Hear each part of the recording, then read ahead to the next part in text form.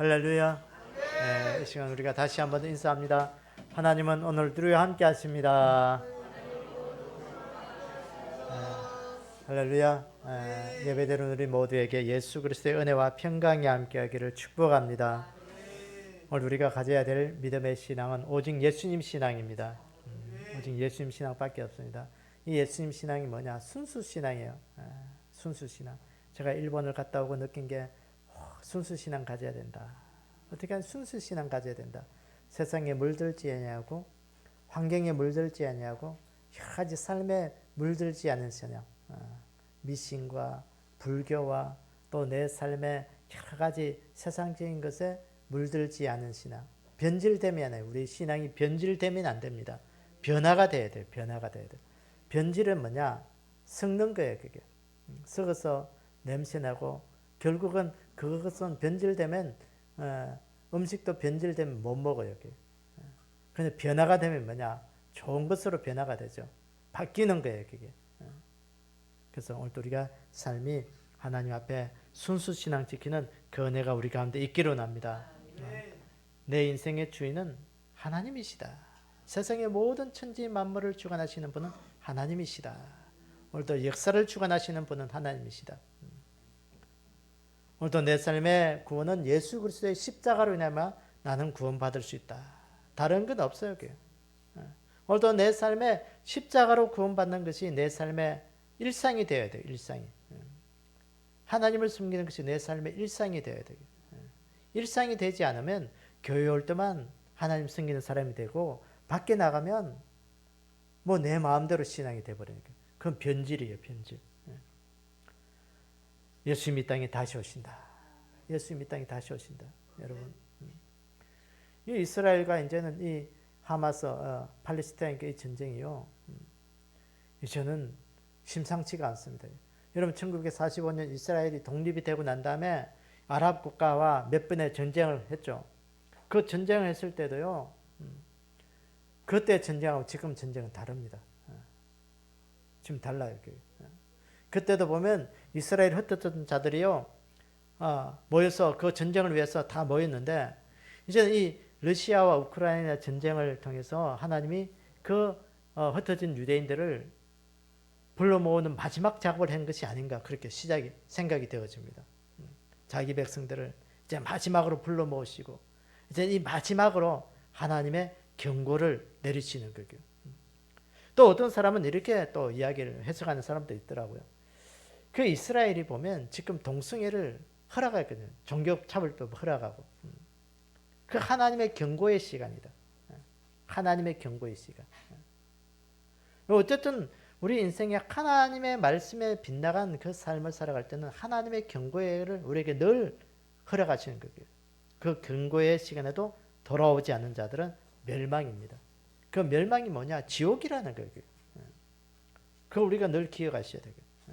그래서 오늘도 우리가 이 땅에 오직 예수님 신앙 붙들고 오늘도 하나님께서 역사를 이끌어 가시는 그 하나님 앞에 우리가 깨어있는 믿음으로 주님 오실 길을 준비할 수 있는 그 은혜가 우리 가운데 있기를 주의 이름으로 축원합니다.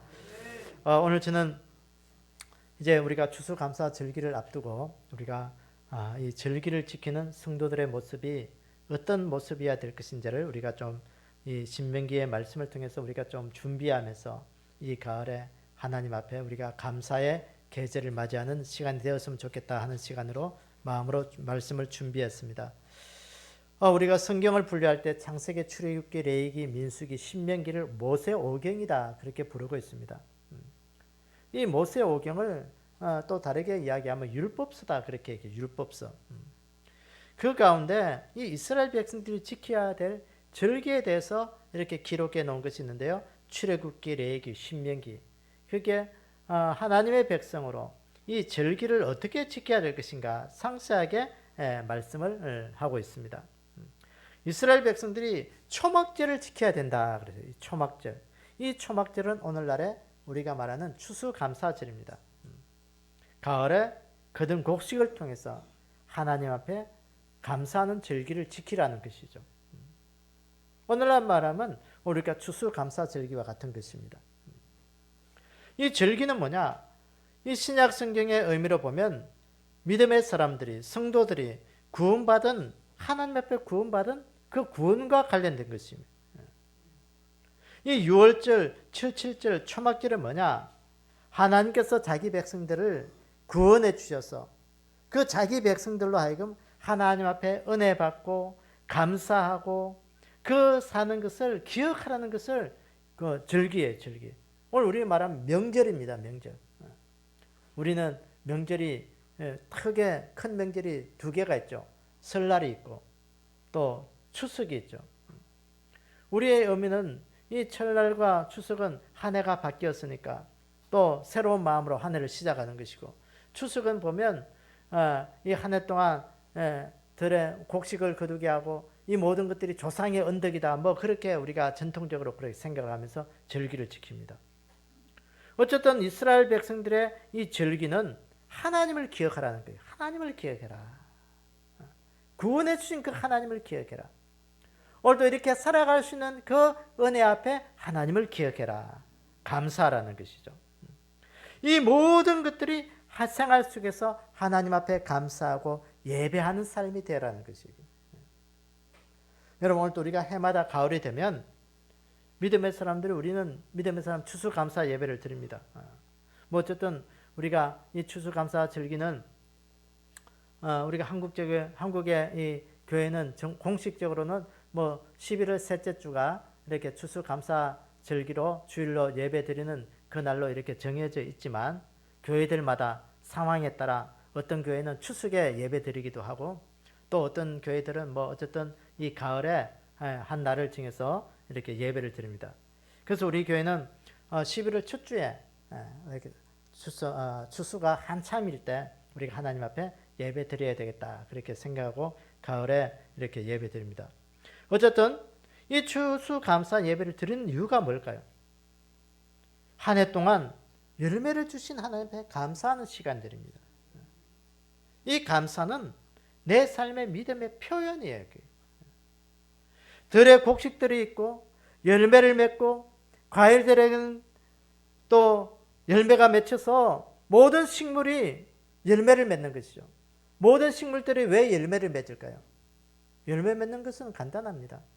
가을이 되었으니까 열매 맺지만 그 열매를 통해서 종족을 보존하는 것이에요.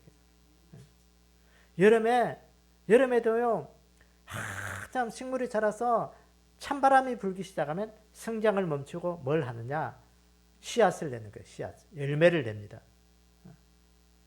늦게 그 여름에 자라는 풀을 베어버렸어요. 그 성장이 멈춰졌다가도 가을이 되면 뭐 작게 뭐 한 뼘만 자라도 성장을 멈추고 열매를 내기 시작해요. 신기할 만큼 이 식물들은 열매를 냅니다. 종족을 보존한다는 것이죠. 이 가을의 계절은 뭐야? 종족을 보존하는 그런 계절이 바로 가을입니다. 그것이 바로 결실의 계절, 결실. 모든 것들이 결실한다는 것이에요.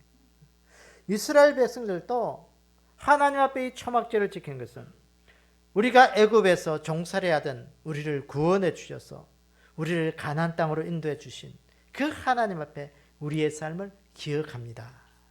기억하는 것이 바로 이 초막절이에요. 사랑하는 여러분, 오늘 이 결실의 계절 가을을 맞이하면서 우리가 추수감사 주일을 앞두고 우리가 이 가을에 주는 의미들을 좀 생각하며 우리에게도 영혼의 열매를 달라고 늘 기도하기를 원합니다. 이 가을에 주는 이 계절에 하나님 결실의 계절을 맞이하면서 열매를 허락하신 하나님 앞에 우리가 감사하고 하나님을 기억할 수 있는 그런 은혜의 삶이 좀 되기를 원합니다. 가을에 주는 의미가 또 어떤 의미가 있을까요? 이 가을이 끝나면, 결실의 계절이 끝나면 겨울이 오는 거예요. 겨울이. 한 계절의 텀이 끝나는 거예요. 다시 말해서 우리 인생도 언젠가는 우리가 열매 맺는 풍성한 그 인생을 살다가, 왕성한 인생의 삶을 살다가 우리 인생에도 겨울이 온다는 사실을 늘 기억하는 우리의 삶이 되기를 원합니다. 겨울이 오면 뭘 해야 돼요? 겨울을 준비해야 돼요. 겨울을 준비하지 않는 사람은 인생이 혹독한 겨울을 살아갈 수밖에 없는 거예요. 내 인생의 영혼의 겨울은 이 땅에서 준비하셔야 되고요. 내 인생의 겨울을 준비하는 여러분들의 믿음이 되기를 원합니다. 그래서 이 결실의 계절 추수감사주의를 앞두고 우리의 모습이 어떤 모습이 될 것인지 성령님께서 우리에게 들려주는 음성을 듣도록 하겠습니다. 절기를 지키는 성도들의 모습의 첫 번째는 하나님 여호와께서 택하신 곳에서 절기를 지키라고 말씀합니다. 오늘 본문 16장 15절에 보니까 내 하나님 여호와께서 택하신 곳에서 너는 이래 동안 내 하나님 여호와 앞에서 절기를 지키라 그랬어요. 절기를 지키라. 어디에서? 하나님이 택하신 곳에서 지키라는 거예요. 이 말은 하나님이 원하고 바라시는 교회에서 감사 예배로 하나님 앞에 올려드리라는 것이에요. 물론 다른 곳에서 하나님 앞에 감사하면 안 됩니까? 물론 됩니다. 그러나 오늘도 우리가 성경적인 것은 하나님이 택하신 곳, 하나님이 원하는 곳, 그곳에서 예배 드리면서 그 감사로 올려드리라는 것이에요. 하나님께서 이스라엘 백성들을 향하여 이 절기를 지키라고 했는데 어디에서 절기를 지키라 했어요? 하나님이 택하신 곳, 하나님이 원하는 곳, 그곳에서 하나님이 장소를 말씀하셨어요. 택하신 곳, 그곳에서 절기를 지키라는 거예요. 하나님이 택하신 곳이 어딜까요? 오늘 그곳에는 성소가 되는 것이죠. 이 성소는 오늘날의 교회가 되는 것입니다. 교회에서 예배 드리면서 하나님 앞에 감사해라 말씀하는 것입니다. 구약 이스라엘에는 3대 절기가 있죠.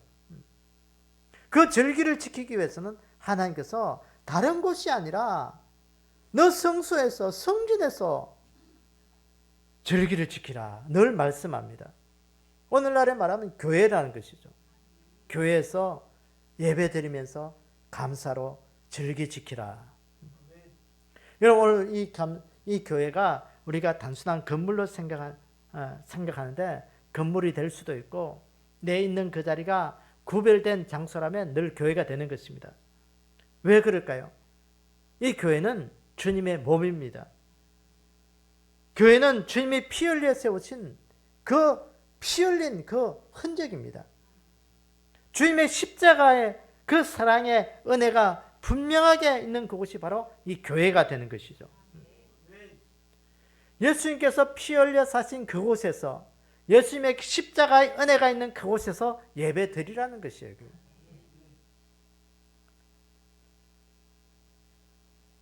하나님 앞에서 우리가 그곳에서 예배 드릴 때 내 삶의 인생의 최고의 감사를 표현할 수 있는 그 믿음이 우리 인생이 되기를 원합니다.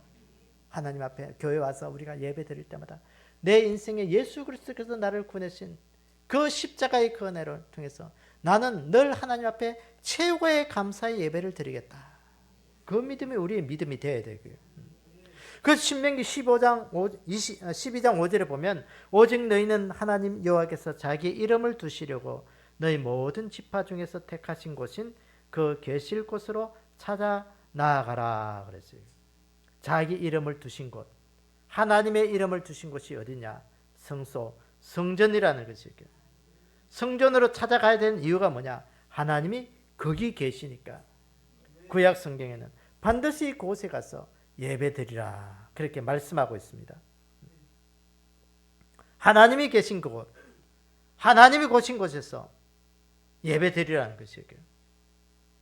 사랑하는 여러분, 오늘 하나님이 성전에서만 성소에서만 예배 받으시고 다른 곳에는 예배 안 받으실까? 하나님께서 늘 이렇게 성전을 강조하고 성소를 강조하신 이유가 있습니다. 그 이유가 뭘까 하면요, 그 이유는 우상 숭배하는 이방인들의 풍습과 구별되기 위해서 늘 하나님이 강조하셨어요. 내가 거기 있으니까, 내가 그곳에 있으니까 너희들은 이곳에 와서 하나님을 찾고 하나님을 예배하라는 것이었습니다. 하나님 앞에 순수 신앙을 지키라는 거예요. 순수 신앙 지키라. 여호와의 신앙을 지키라. 오늘도 하나님이 그 말씀하신 거예요. 우리가 하나님이 계신 그곳에서 예배드리고 하나님 신앙을 지켜야 될 이유가 뭐냐? 하나님께 언약 백성의 삶을 정체성을 우리에게 가지라는 거예요. 하나님을 섬기는 그 믿음의 순수 신앙의 정체성, 믿음 있는 자의 정체성을 가지라는 거예요. 내 하나님이 계신 그곳에서 예배하며 하나님의 신앙을 붙들라는 거예요. 여러분, 오늘도 우리가 교회 와서 예배 드리는 것이 그렇게 중요한 이유가 뭐냐? 내 삶의 순수성을, 내 믿음의 정체성을 지키기 위한 하나의 모습이에요. 그게. 하나님, 오늘도 나는 하나님 이 땅에 하나님 앞에 믿음의 순수성을 지키기 위해서 오늘도 하나님이 계신 이곳에 와서 예배 드립니다. 특별히 절기가 되면 그 모든 것을 너의 믿음을 통해서 그 믿음의 순수성을 지켜내라는 것입니다. 여러분, 교회가 왜 그래 중요할까요? 예배는 예수 그리스도의 피값으로 세운 것이 바로 교회인 것입니다. 예수 그리스도의 은혜가 흐르는 곳이 바로 이곳이 교회인 것입니다. 예수 그리스도의 구원의 통로가 되는 것이 바로 교회인 것입니다. 그래서 교회가 소중한 거예요. 하나님의 언약의 백성으로 내가 정체성을 세울 수 있는 것이 교회 신앙 지키는 거예요. 교회는 예수님의 몸이라고 말씀하셨습니다. 그래서 에베소서에 보면, 에베소서 1장 23절에 보면 교회는 그의 몸이니 만물 안에서 만물을 충만하게 하시는 이의 충만함이라 그랬어요. 바울은 교회를 예수 그리스도의 몸이라 그랬습니다. 그러면 우리는 뭐냐? 몸에 붙어 있는 지체라 그랬습니다. 지체라. 여러분, 오늘 우리가 예수님의 몸된 교회를 잘 세워나가는 그 은혜가 우리 가운데 있기를 원합니다. 예수님께서 피 흘려 죽으셔서, 예수님께서 온 몸을 던져서 우리를 구원해 주시기 위해서 세운 것이 뭐냐? 교회라는 것입니다. 그래서 교회가 소중한 거예요. 예수님께서 몸을 던져서 피값으로 세운 거예요. 여러분, 아까도 제가 순교 이야기를 했지만 왜 순교자들이 그렇게 귀한 거예요? 값진 거예요. 그들의 피가 값진 거예요. 그들의 피값이 값진 것은 뭐냐? 그들의 온 몸을 던졌기 때문에 순교의 피가 값진 거예요. 그게. 여러분, 오늘도 우리가 온 몸을 던지는 것은요, 값진 거예요. 그게. 우리가 넓은 의미에서 교회를 우리가 몇 가지 의미로 나눕니다. 우주적 교회를 이야기합니다. 우주적 교회. 온 세계, 온 세상 사람들이 다 하나님을 알고 예수 그리스도를 통하여 그 몸의 지체가 될 수 있기 때문에 우주적 교회를 이야기하는 거예요. 모든 사람들이 예수님을 통해서, 예수님의 몸된 교회를 통해서 구원받아야 될 이유가 여기에 있는 겁니다. 지역적 교회가 있습니다. 로컬 처치라고 하죠. 지역에, 각 나라마다 지역적으로 세워진 교회. 이 하봉제일교회도 지역적인 교회입니다. 이 지역적인 교회를 통해서 예수님 앞에 몸된 곳에 붙어 있어서 이 지역의 사람들을 구원케 하라고 우리를 여기에 세우신 것입니다.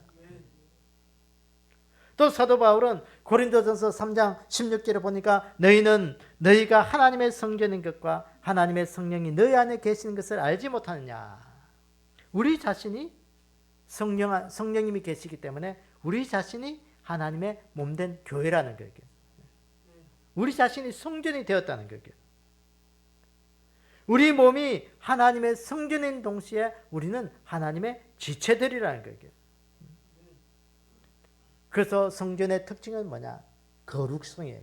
내가 거룩하니 너희도 거룩해라. 하나님의 거룩성을 통해서 오늘 우리는 세상과 구별된 삶을 살라고 말씀하시는 거예요. 그래서 오늘 우리는 세상 사람들과 다른 거예요. 왜? 하나님이 계시고 우리는 하나님의 몸된 교회를 이루고 있고 우리는 세상과 구별된 거룩한 하나님의 백성들이에요. 그래서 우리가 성도라고 부르거든요. 성도. 여러분, 교인이라는 말보다도 성도라는 말이 제일 좋아요. 집사님이라는 말보다도 성도라는 말이 더 좋아야 돼요. 여러분, 교회 직책이 없으면 성도라고 부르고 있는데 여러분, 그건 조금 그냥 잘못된 거예요. 성도는 하나님의 거룩한 믿음의 백성이라는 거예요. 목사보다도 성도가 돼야 돼요. 집사보다도 성도가 돼야 돼요. 하나님의 거룩성이 나를 통하여 나타나야 되는 거예요. 교회 안에서 오늘 우리가 거룩성을 나타내는 그 은혜가 우리 가운데 늘 있기를 원합니다. 우리가 하나님의 거룩성을 나타내는 첫 번째 모습은 어떤 것일까요? 그게 바로 예배입니다. 예배. 예배는 하나님의 사람으로 내 삶의 거룩성을 나타내는 표현이에요. 내가 하나님의 사람이 되었습니다라는 첫 번째 믿음의 표현이 거룩성, 이 예배입니다. 예배. 이 예배는 뭐냐? 나는 하나님과 관련된 사람입니다 라를 나타내는 표시예요. 그게. 나는 구원받은 믿음의 사람입니다 를 나타내는 표현이 바로 예배예요. 그게. 그러니까 예배를 안 드린다는 것은, 주의를 안 지킨다는 것은 나는 하나님과 관련된 사람이 아닙니다. 나는 하나님과 관련된 사람이 아니에요.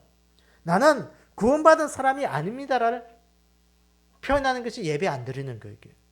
예배하는 자들은, 하나님과 관련된 사람들은 나는 하나님을 섬기는 사람이라는 것을 나타내는 것이, 나는 그렇기 때문에 거룩한 하나님의 사람이라는 것을 표현하는 것이 바로 예배 드리는 거예요. 오늘도 이 시대 교회 신앙을 통해서 예배 드림으로 인해서 믿음의 성도로서 거룩한 구별을 나타낸 것으로 천국 백성으로 오늘도 살아가는 그 은혜가 우리 가운데 있기를 원합니다. 이 결실의 계절에 하나님 앞에 예배 드릴 수 있다. 하나님의 특별한 은혜를 받는 거예요. 하나님 앞에 구별된 그 감사의 표현을 하는 거예요. 여러분, 오늘도 하나님 앞에 교회에서 늘 하나님 앞에 감사하면서, 오늘도 하나님 앞에 예배드리면서 우리의 마음을 표현할 수 있는 그런 귀한 은혜가 우리 가운데 늘 있기를 주님의 이름으로 축원합니다. 둘째는 절기를 지키는 자들의, 이 우리 성도들의 모습의 두 번째는 빈손으로 여호와를 뵙지 말라고 말씀합니다. 오늘 본문에 보니까 너희 가운데 모든 남자는 1년에 3번 곧 무교절과 칠칠절과 초막절에 내 하나님 여호와께서 택하신 곳에서 여호와를 배웁되 빈손으로 여호와를 배웁지 말고 그랬어요. 절기를 지킬 때 빈손으로 하나님을 뵙지 말라 말씀합니다. 이 말은 뭐냐? 물질로 하나님 앞에 감사를 드리라는 거예요. 감사로, 물질로 하나님 앞에 너의 감사를 표현하라는 거예요. 우리가 추수감사 주일 감사 물질을 드리는 것도 이런 의미예요. 그게. 오늘 하나님을 배울 때 빈손으로 배우지 말라. 하나님께서 노골적으로 직설적으로 말씀합니다. 달리 말해서 하나님 앞에 감사 예배로 나올 때 빈손으로 나오지 말고 물질로 감사를 표해라. 그렇게. 오늘 우리가 하나님 앞에 감사한다는 게 뭐겠어요? 우리가 마음으로 감사해요. 물론 마음으로 감사해요. 마음으로 감사한 게 충분하죠. 하나님의 마음으로 하나님의 은혜를 깨닫고 그 마음으로 그 감사를, 그 깨달은 그 감사를 마음에만 있지 말고 네가 하나님 앞에 물질을 드리면서 내가 감사하다는 것을 표현하라는 거예요. 마음의 감사는 반드시 하나님은 성경에 말씀하시기를 물질로 동반되어야 된다고 말씀합니다. 하나님이 물질이 없어서 물질을 드리라고 할까요? 왜 하나님 앞에 물질을 주님 앞에 드리라고 할까요? 그 이유가 뭘까요? 여러분, 우리가 물질을 얻기 위해서 여러분 뭘 합니까? 물질을 얻기 위해서 여러분 온 힘을 다 써요. 한 달 동안 몸이 아파도 회사 가야 돼요. 여러 가지 바쁜 일이 있어도요, 열일을 제쳐놓고 회사 가서 일해야 돼요. 온 힘을 던져서 돈을 벌어야 돼요. 그렇기 때문에 돈이 소중하고 귀중하고 아주 아껴 쓰고 뭔가 이 물질을 얻기 위해서 내 삶의 모든 전부를 던지는 거예요.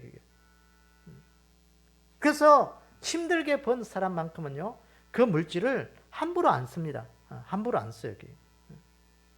온 힘을 다해서 번 거기 때문에. 그래서 하나님께서 우리에게 이 물질을 드리면서 예배하라는 거예요. 내 삶을 물질로 이끄시는 분이 하나님이시기 때문에 오늘도 내 소중한 것을 하나님 앞에 드립니다라는 그 마음의 표시가 바로 이 물질을, 예물을 드리는 거예요. 여러분, 오늘도 내가 하나님 앞에 감사를 표현할 때 마음으로 드리고 내 삶의 물질을 드리면서 우리의 믿음을 하나님 앞에 표현할 수 있는 그 은혜가 우리 가운데 있기를 원합니다. 오늘 본문에 보니까 너희가 소출을 거두어 드린 후에 하나님께서 주신 복을 너희 힘대로 드릴지리라 그랬습니다. 하나님 앞에 보면 천열매를 드리라는 그런 말도 있습니다. 여러분 천열매를 드릴 때 얼마만큼 드려야 천열매일까요? 성경에 보면 하나님 앞에 많이 원하지 않아요. 예를 들어서 밭에 논에 벼를 심어서 벼가 익어요. 벼가 익으면 어떨 때는 일률적으로 안 익습니다. 어떤 것은 양지 바른 것은 일찍 벼가 물들기도 하고 좀 그늘진 곳은 늦게 물들게 합니다. 근데 참 빨리 익는 그곳 하나님은 이스라엘 백성들은 유대인들은 그 한 단 정도를 드리라. 한 단 정도. 그 넓은 밭에 한 단 정도를 그걸 가지고 와서 하나님 앞에 먼저 드리는 것이 바로 첫 열매를 드리는 거예요. 여러분 농부가 가을에 수확을 할 때 그 수확은 무엇이겠어요? 하나의 땀의 결정체고 삶의 결정체고 생명의 결정체입니다. 내 노력의 결정체예요. 그게. 그걸 하나님 앞에 너의 힘대로 드리라는 거예요. 그게. 사랑하는 여러분, 왜 하나님께서 이렇게 드리라고 하실까? 내가 힘들고 어렵게 그 모든 것들을 얻은 것을 드린다는 것은 하나님을 기억하라는 거예요. 네가 잘해서 얻는 것이 아니고 네가 열심히 해서 얻는 것이 아니기에 너 하나님을 기억하라는 거예요. 하나님을 기억하라. 내가 이것을 얻기까지 하나님께서 허락했기 때문에 모든 것 얻어냈다는 것이에요. 여러분 오늘도 우리가 이 계절에 이 결실의 계절을 우리가 보내면서 우리가 이거 기억하기를 원합니다. 내가 오늘을 살아가는 것은 하나님이 허락했기 때문에 오늘을 살아가는 것이다. 내가 열심히 살아가도 하나님이 허락하지 않으면 오늘을 살아갈 수가 없어요. 우리의 생명은 아무도 보장할 수가 없는 거예요. 여러분 고대 시대 왕 앞에 나아갈 때는요. 어떻게 나아갈까요? 왕이 불러야 갈 수도 있지만 그냥 가는 거 아닙니다. 예물을 가지고 나아갔다고 합니다. 그 예물을 왕 앞에 가지고 가지 않는 것은 왕 앞에 무례한 행동이라는 거예요. 왕을 멸시하는 것이라고 생각했습니다. 여러분 사람들도 왕 앞에 나아갈 때 감사함으로 예물을 가지고 자기의 그 특산품이나 가정에 가장 좋은 거 드리듯이 오늘 우리가 왕 대신 하나님 앞에 나아갈 때 우리가 주님 앞에 나아갈 때 예물을 드리며 나아가는 것은 내 마음의 감사를 표현하는 것입니다. 여러분 오늘도 우리가 늘 하나님 앞에 감사를 표현할 수 있는 그 은혜가 우리 가운데 있기를 원합니다. 그래서 고린도후서 9장에 보면 이렇게 말씀합니다. 고린도후서 9장 7절에 보니까 각각 너희 그 마음에 정한 대로 할 것이고 인색함으로 억지로 하지 말지니 하나님은 즐겨내는 자를 사랑하시니라. 감사로 하나님 앞에 표현할 때 억지로 하지 마라. 인색하지 마라. 네 마음의 믿음의 그 분량만큼 네가 하나님 앞에 드리라. 그러면서 11절에 보니까 너희가 모든 일에 넉넉하여 너그럽게 연보를 하면 그들이 우리로 말미암아 하나님께 감사하게 하는 것이라 그랬어요. 인색하지 말고 어떻게 하라? 넉넉하여 너그럽게 해라. 마음을 드리라는 것이. 물질의 액수가 중요한 것이 아니라 네 마음의 넉넉함으로 너그럽게 하나님 앞에 감사로 드리라는 것이죠. 여러분 우리가 하나님 앞에 물질을 드릴 때 많은 사람들이 생각하기에 자꾸 물질 이야기하면 기복적인 것으로 생각하는데 기복적인 게 아니에요. 그건 잘못된 생각이에요. 내 마음의 표시이고 내 마음의 믿음이에요. 그게. 물질을 드릴 때 오늘도 하나님이 이것을 말씀합니다. 고린도후서 9장 6절에 보니까 이것이 곧 적게 심는 자는 적게 거두고 많이 심는 자는 많이 거둔다는 말이라 그랬어요. 물질을 드리면 축복이에요. 그게. 여러분 축복받기를 원하십니까? 마음껏 하나님 앞에 좀 드려보십시오. 하나님 반드시 그 물질을 축복으로 채워줄 줄 믿습니다. 넉넉한 마음으로 드리라는 거예요. 인색함으로 하지 말라는 것이게. 넉넉한 마음은 뭐냐? 우리 인생의 마음의 그릇이에요. 마음의 그릇을 키울 때 하나님은 우리에게 축복해 주시는 거예요. 그 축복의 그릇을 우리가 크게 하고 하나님이 채워주실 것을 믿고 하나님 앞에 나아가는 그 은혜가 우리 가운데 늘 있기를 원합니다. 하나님 좀 더 많이 드리게 해주십시오. 드릴 때마다 하나님 좀 더 많이 드리게 해주십시오. 하나님 좀 더 드릴 수 있는 그 은혜를 주십시오. 늘 그 기도하는 마음으로 하나님 앞에 드리는 그런 우리의 믿음이 되기를 원합니다. 그래서 오늘도 우리가 늘 감사로 우리가 하나님 앞에 드릴 때마다 하나님이 채워주실 것을 믿고 하나님 앞에 드릴 수 있는 그 은혜가 우리 가운데 늘 있기를 주님의 이름으로 축원합니다. 그 다음에 우리가 절기를 지키는 성도의 세 번째 모습은 온전히 즐거워해야 한다는 것입니다. 절기를 지킬 때 온전히 즐거워해라. 즐거워해라. 하나님께서 너 모든 소출과 내 손으로 행한 모든 일에 복 주실 것을 믿고 온전히 즐거워해라. 기쁨으로 하나님 앞에 감사라는 거죠. 억지로 감사하지 말라라는 거죠. 하나님 앞에 감사할 때 온전히 즐거워해라. 마음을 다하여 즐거워해라. 그런 뜻이 있습니다. 오로지 하나님 앞에만 감사해라. 킹 제임스 번역에 보면 이게 온전히 즐거워하라 이 말을 반드시 즐거워할지라 그랬어요. 그렇게 번역하고 있습니다. 반드시. 반드시는 뭐예요? 선택이 아니에요. 필수예요. 그게. 하나님께서 이 모든 것에 주신 것에 대해서 감사해라. 하나님이 주신 것을 알고 감사라는 거예요. 하나님의 그 은혜 반드시 감사하고 그 은혜를 기뻐하라는 것입니다. 여러분 우리가 감사로 그것을 좀 감사하기를 원합니다. 기뻐하기를 원합니다. 이 하나의 결실 맺는 가정 얼마나 좋아요. 그게.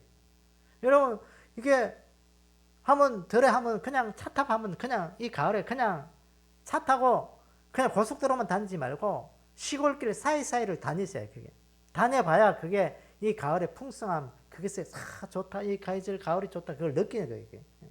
우리가 그냥 뭐 여행 가면 큰 도로로 쑥 갔다가 거기에 뿔끔 보고 큰 도로로 쑥 빠져나오는데 그러면요 이 가을을 못 느껴요. 들에 핀 코스모스 하나도요 그냥 보면서 야 참 좋다. 가을이 되니까 이렇게 참 좋네. 꽃도 예쁘네. 단풍도 예쁘네. 그걸 느껴야 돼요. 그게 느껴야 되게. 안 느껴지면 그건요 감사가 아니고 뭐 기쁨도 아니고 그거예요. 그게. 요한계시록 16장에 보면 대접재앙의 큰 특징들이 있습니다. 그 자연적 재해, 극심한 질병 가운데서도 하나님을 비방하고 이들의 행위가 회개하지 않는다 그랬습니다. 여러 가지 삶의 재앙들이 있음에도 불구하고 이들이 하나님을 비방하기 시작하고 이들의 행위로 인해 그들의 자신들의 잘못을 회개하지 않는 것이 이 대접재앙의 이 요한계시록 16장의 특징입니다. 종말 재림의 사람들의 특징이라고 볼 수가 있는 것이죠. 하나님을 부인한다는 거예요. 하나님을 비방한다는 건 하나님을 부인하는 거예요. 감사하는 삶보다도 원망 불평하는 삶이 더 가운데 입술에 배었다는 거예요. 원망 불평의 원인이 뭘까요? 내가 아닌 다른 사람에게 그 원인을 자꾸 찾는다는 거예요. 나 때문이 아니고 네 때문에 이런 일이 일어났다는 거예요. 네가 아니면 이 일이 안 일어났을 때 네 때문에 네 때문에 상대방을 더 높여 채우는 것보다도 상대방을 자꾸 비하하고 깔아뭉개고 멸시하고 그렇게 되는 거예요. 그러니까 원망 불평이 자꾸 나오는 거예요. 사랑하는 여러분, 오늘도 우리 안에 이 감사의 계절 속에 다른 사람보다도 나를 더 돌아볼 수 있는 그 은혜가 있기를 원합니다.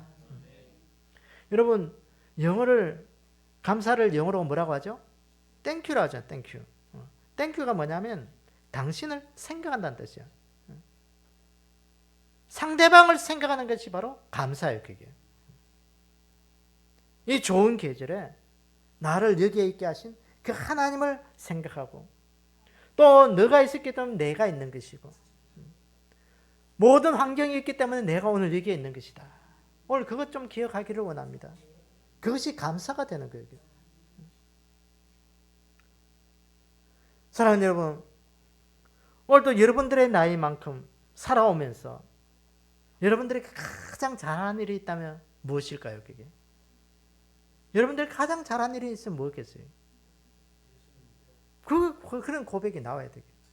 내 인생에, 내 평생에 가장 잘하는 일이, 내가 돈 많이 벌어서 뭐 큰 집을 샀을 때도 아니고 좋은 자동차를 샀을 때도 아니고 우리 아이가 뭐 서울대학에 들어갔을 때도 아니에요. 그게. 돈 잘 버는 남편 만나는 것도 아니에요. 그게. 그것보다도 내 인생에 가장 잘하는 일은 뭐냐? 내가 예수님 믿고 천국 가는 믿음을 가졌음에 가장 잘하는 일이다.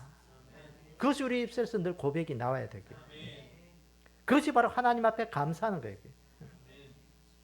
저는 여러분, 오늘도 이 가을을 느낄 수 있는 그것을 생명 주신 것에 대해서 감사하기를 원합니다.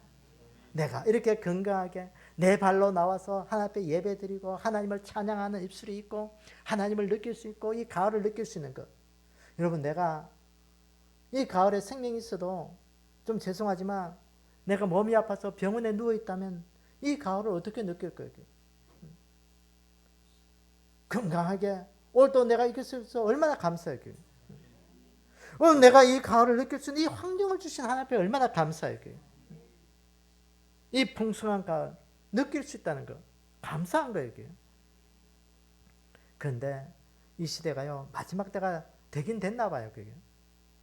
많은 사람들이 이 가을 속에 짜증나고 불평나고 원망하고 감사가 맨날 사라지잖아요. 정치인이 이래서 감사가 안 되고 경제하는 사람들이 이렇게 해서 감사가 안 되고 우리 사장이 이렇게 해서 감사가 안 되고 우리 종업원이 이렇게 해서 감사가 안 되고 감사거리보다도 원망 불평거리를 더 찾아버리는 이 시대가 되어버렸습니다. 여러분, 오늘도 우리의 믿음은 그들과 구별된 삶이 되기를 원합니다. 감사거리를 찾으셔야 되고요. 그런 이야기들이 인터넷 기사를 보면 우리에게 뭐 그런 이제 비일비재하게 일어나죠. 늘 보면 이 기사거리는 비판적이고 비관적이고 어둡고 절망적이고 그런 사건들만 계속 올라옵니다. 그 올라오는 그것에 댓글을 달 때에도 보면 사람들을 비난하고 비관하고 어둡고 절망적인 그런 이야기들만 자꾸 댓글을 다는 거예요. 이런 시대가 된 이유가 뭐겠어요? 감사를 잃어버렸기 때문에. 감사. 이 감사를 다시 찾기를 원합니다. 삶의 가치관, 내 생각이 감사로부터 멀어지지 않았나. 하나님, 오늘도 내 잃어버린 이 감사 찾게 해주십시오. 내 삶 속에 하나님 앞에 하나님 다른 사람들과 구별된 그 감사거리를 찾게 해주십시오. 여러분, 찾으셔야 돼요. 안 찾으시면 감사가 없어지고 기뻐할 수가 없어요. 원망 불평이에요. 기쁨을 잃어버린 건 원망 불평이에요. 사랑하는 여러분, 오늘도 하나님 앞에 감사함으로 하나님 앞에 온전히 기뻐하고 즐거워할 수 있는 그런 믿음이 우리의 믿음이 되기를 축복합니다. 오늘 말씀을 우리가 좀 정리합니다. 구약 시대에는 하나님께서 절기를 통해서 감사하라고 명령하고 있습니다. 이 시대에 오늘도 우리의 믿음이 이 믿음이 되기를 원합니다. 하나님, 오늘도 내가 교회 생활을 할 수 있게 돼서 감사합니다. 주의 몸된 교회를 이루게 하신 감사합니다. 십자가의 그 대속의 은혜를 하나님 감사합니다. 하나님, 오늘도 내가 하나님 앞에 드림의 삶을 살아갈 수 있게 감사합니다. 시간을 드리고 생명을 드리고 물질을 드리고 하나님, 어떻게 하든지 내가 하나님 앞에 뭔가 드릴 수 있는 것이 없을까? 그걸 늘 찾기를 원합니다. 하나님, 이것 받으시고 오늘도 내 삶 속에 축복해 주십시오. 드리지 않으면, 우리가 하나님 앞에 심지 않으면 우리는 축복이 될 수가 없어요. 심으셔야 되고요. 많이 심는 자는 하나님께서 많이 거둔다고 말씀하셨습니다. 많이 심으셔야 돼요. 감사가 무너진 이 시대, 우리가 하나님의 은혜를 늘 생각하면서 기뻐하고 즐거워할 수 있는 그 은혜가 우리 가운데 있기를 원합니다. 그래서 이 결실의 계절에 하나님의 은혜가 또 감사가 내 가슴 속에 확 다가오셔야 되고요. 가을에 이 바람이 얼마나 좋아요. 이 가을에 시원한 바람처럼 그 하나님의 은혜가 감사가 내 가슴 속에 시원함으로 다가와야 되고요. 때로는 그 가을에 따사로운 햇살이 얼마나 좋아요. 그 가을에 따사로운 햇살처럼 내 가슴 속에 하나님의 그 감사의 은혜가 내 가슴 속에 물밀듯이 밀려와야 돼요. 그래야 감사가 일어나는 거예요. 그래서 이 계절의 계절에 우리가 하나님 앞에 감사함으로 좀 생활할 수 있는 그 은혜가 우리 가운데 늘 있기를 주님의 이름으로 축원합니다. 아버지 하나님, 삼라만상 속에 결실의 계절을 우리에게 허락하신 그 은혜 감사합니다. 아멘. 우리의 믿음도 하나님 아름답게 열매 맺는 믿음이 되게 도와주시옵소서. 아멘. 이 결실의 계절 속에 우리가 하나님 앞에 늘 감사한 자가 되게 도와주시길 원합니다. 아멘. 우리가 있는 그 자리가 감사로 교회가 되게 도와주시고 아멘. 하나님 앞에 구별된 자리가 되게 도와주셔서 우리의 믿음 앞에 우리의 믿음을 통해서 하나님 앞에 감사로 영광 올려드릴 수 있도록 축복해 주시길 원합니다. 무엇보다도 아버지 하나님 우리에게 생명 주시고 천국 백성의 삶을 살아갈 수 있도록 은혜 주신 것 감사합니다. 하나님 이 시간도 주시고 생명도 주시고 물질도 주시고 삶의 모든 것 하나님이 주셨는데 하나님 이 모든 것 주님 앞에 늘 드림의 삶을 살아갈 수 있도록 축복해 주시길 원합니다. 오늘도 시간을 주님 앞에 드리고 우리의 몸을 드리고 우리의 삶의 모든 것 주님 앞에 드리며 감사로 주님 앞에 드리는 이들을 주께서 축복의 열매가 맺게 하여 주셔서 이 땅에서 살아가는 동안 또 우리에게 더욱더 풍성한 은혜의 열매 감사의 열매가 더 많이 맺힐 수 있도록 축복해 주시옵소서. 무엇보다도 감사로 살아갈 때마다 하나님 우리가 하나님의 기쁨이 되기를 원합니다. 우리가 감사하고 기뻐할 때 하나님 아버지가 기뻐하시고 좋아하신다는 사실을 늘 기억하게 하셔서 원망 불평 끓이는 다 떠나가게 하시고 이젠 하나님 앞에 주님 기뻐하고 즐거워하고 감사함으로 늘 하나님의 행복이 되는 그런 믿음 되게끔 저희들을 축복하여 주시옵소서. 아멘. 지금은 우리 구주 예수 그리스도의 은혜와 하나님 아버지의 무한하신 사랑과 성령님의 감화 감동하심의 역사가 결실의 계절 가을을 맞이하여서 감사함으로 교회 중심의 삶이 되게 도와주시고 늘 드림으로 말미암아 하나님 아버지의 기쁨이 되게 하셔서 오늘도 하나님께서 우리에게 그 감사로 하나님을 잊지 아니하고 그리스도인의 삶을 온전히 살아가기를 원하는 우리 믿음의 백성들 머리 위에 영원히 함께 있을지어다. 아멘.